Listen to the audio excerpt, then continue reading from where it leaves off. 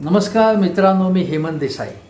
आज मला थोडं वेगळ्या विषयावरती बोलायचं आहे. तर हा विषय आहे की महाराष्ट्र सरकारने शिवछत्रपती पुरस्कारांच्या यादीमध्ये 42 वर्ष जो खेळ समाविष्ट होता कॅरम, तो खेळ या शिवछत्रपती पुरस्कारांच्या यादीतूनच वगळला आहे.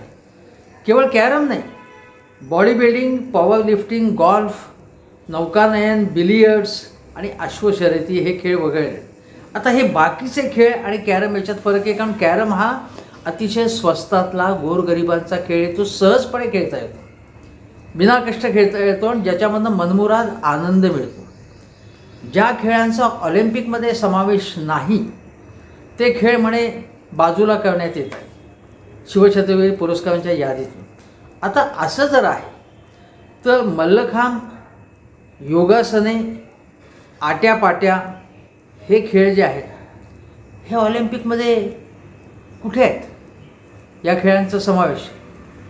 योगासनं कदाचित पंतप्रधानांच्या दृष्टीने तो महत्त्वाचा विषय आणि सगळ्यांच्या आरोग्याच्या दृष्टीने आहे, नाकारण्याचं कारण नाही आहे.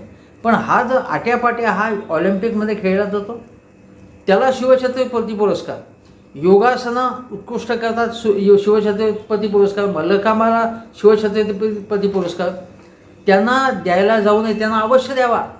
पण मग कॅरमने असं काय घोडं मारलेलं आहे? त्यामुळे अरुण केदार यांच्यासारखे प्रसिद्ध कॅरम विजेते, प्रशिक्षक, या क्षेत्रासाठी झगडणारे, संघटना बांधणारे ते लोक लढत आहेत.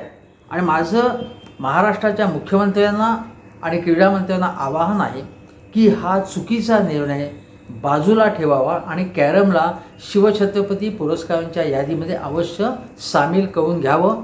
आणि हा अन्याय कॅरम खेळाडूंवरचा ताबडतोब दूर झाला पाहिजे. कॅरम विजेत्यांना, कॅरमच्या खेळाडूंनासुद्धा, कॅरमपटूंना शिवछत्रपती पुरस्कार मिळालाच पाहिजे आणि त्यांचा त्यासाठी विचार केलाच गेला पाहिजे असं माझं मत आहे. नमस्कार.